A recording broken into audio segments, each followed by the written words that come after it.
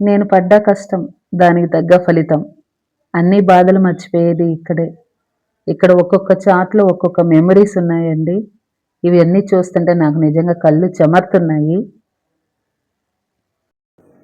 ఇంక వీడియోలోకి వెళ్ళిపోదాం. Hi friends, welcome to my vlog. అందరూ ఎలా ఉన్నారు? ఐ హోప్ అందరూ బాగుండాలనుకుంటున్నాను. ఇవన్నీ నా క్రియేటివిటీ అండి, క్రాఫ్ట్ వర్క్ అండ్ పిల్లలకి ఒక లెసన్ టీచ్ చేయాలంటే వాడే టీఎల్ఎమ్స్ చూసారా, కొన్ని అయితే డస్ట్ పట్టిపోయి ఉన్నాయి. కొన్ని సంవత్సరాల నుంచి అలానే ఉండిచ్చేసి ఉన్నానమాట. ఇవన్నీ క్రాఫ్ట్ వర్క్తో చేసినటివి. అండ్ అది కూడా వర్క్షాప్ కంటే నైట్ 11:30, 12 వరకు కూడా చేసిన డేస్ అయితే ఉన్నాయి. కంపల్సరీగా నేను చెప్తాను అవన్నీ. ఇవన్నీ చూస్తూ ఉంటే నాకు నిజంగానే కళ్ళలో నీళ్ళు తిరుగుతున్నాయి. ఎందుకంటే ఒక్కసారిగా ఆ మెమరీస్కి వెళ్ళిపోయానమాట. సో అన్ని బాధలు మర్చిపోయేది నేను మా స్టూడెంట్స్తో ఉండేటప్పుడేను. చాలా మనసుకి ప్రశాంతంగా ఉంటుంది.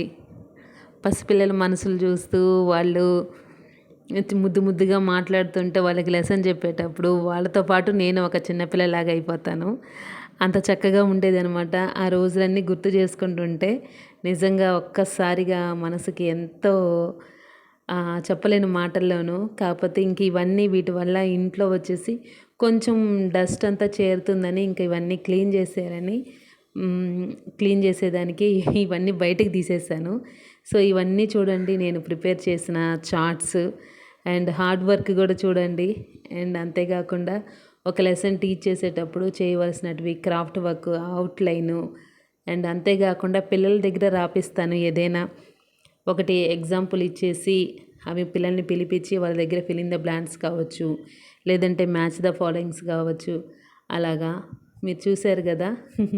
ఇలా ఉంటుందన్నమాట మన వర్క్. అంటే నేనేదో పెద్ద సాధించేసాను అని కాదు, కానీ ఇవన్నీ బయటికి తీసినప్పుడు మీకు చెప్పాలి కాబట్టి ఇవన్నీ దేనికి యూజ్ చేస్తారు, ఎలా యూజ్ చేస్తారు అని చెప్పి మీకు ఒక డౌట్ అనేది ఉంటుంది. సో అందుకని ఇవన్నీ క్లియర్ చేసేదానికి నేను చెప్తున్నాను అనమాట. ఇలాగ పిక్చర్స్ ఇచ్చేసి బిఫోర్ లెటర్స్, ఆఫ్టర్ లెటర్స్ ఏమొస్తుంది అని వాళ్ళకి పిక్చర్ ఐడెంటిఫికేషన్ ఉంటుంది కదా, అట్లాగా. అంతేకాకుండా షేప్స్ కూడా చూడండి, అలా డ్రా చేయకుండా పేపర్ కటింగ్తో కట్ చేసి చార్ట్ మీద పేస్ట్ చేసాము. అంతేకాకుండా ఇప్పుడు చూడండి, అవుట్లైను ఇలా డ్రా చేసి కట్ చేసేదానికి కటింగ్కి చాలా టైమే అయిందనమాట. మీకు చూడంగానే అర్థమైపోతుంది. ఒక లెసన్కి దానికి డెప్త్గా ఏమేమి అవసరం అవుతాయో ఆ లెసన్ పర్ఫెక్ట్గా వాళ్ళకి అప్పటికప్పుడే ఆ క్లాస్లో అర్థమైపోవాలి. ఇంక మళ్ళీ నెక్స్ట్ క్లాస్కి అనేది అర్థం కాకూడదు. సో అందుకని పిల్లలకి అర్థమయ్యే విధంగానే నేను చెప్పేదనమాట. ఇవన్నీ చూస్తే మీకు తెలిసిపోతుంది. ఇంకా ఆల్రెడీ ఒక 2-3 బస్తాలు ఉన్నాయి చార్ట్స్, అవన్నీ ఫ్లాష్ కార్డ్స్ అన్నీ అవన్నీ పడేసినాము. ఇప్పుడు నేను ఇంట్లో ఉండే లోపల ఇవన్నీ తీసానమాట. ఈ పిక్చర్స్ చూడండి, డ్రా చేసినటివి ఇవన్నీను. సో ఏదో పేస్ట్ చేసినటివి కానే కాదు. ఇంకా ఫైనల్గా చూడండి, షేప్స్ కూడా ఇంకొక చార్ట్లో అలా డ్రా చేశాను. లెసన్ రిలేటెడ్ మీనింగ్స్ అండి ఇవి. ఆ మీనింగ్స్ గూడా నేను అంటే నా ఓన్ క్రియేటివిటీ అనమాట. ఇలాగ ప్లకార్డ్స్ లాగా అంటే పట్టుకునేటట్టు. పిల్లలకి చూపిచ్చేదానికి నీట్‌గా ఉంటది. కొంచెం డిఫరెంట్‌గా గూడా ఉంది గదా! ఫైనల్గా ఒకసారి చూసేయండి ఇవన్నీను. వీటికైతే చాలా హార్డ్ వర్క్ చేశానండి. ఈవీఎస్కి రిలేటెడ్ లెసన్ అనమాట ఇది.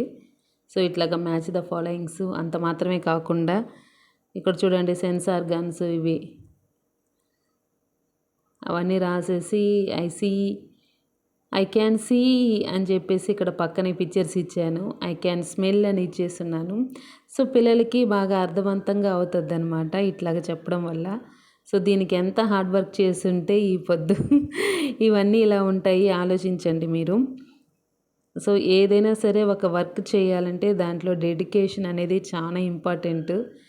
అంత మాత్రమే కాకుండా పేషెన్స్ కూడా ఉండాలి. పిల్లలతో ఉండడం అంటే ఒక చాలా పెద్ద టాస్కే.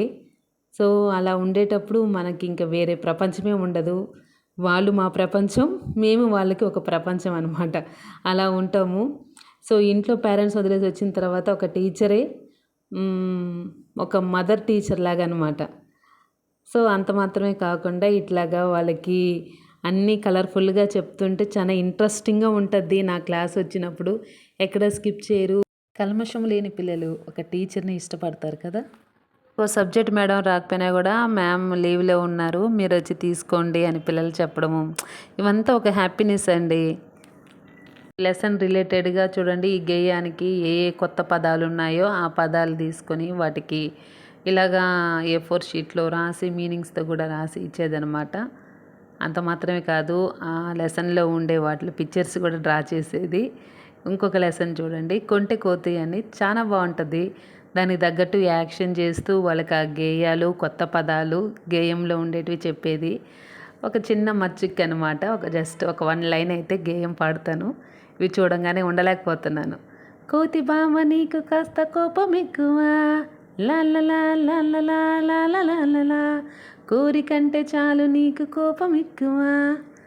సో ఎలా ఉన్నాయి ఇవేనండి నా నా కష్టం అనమాట.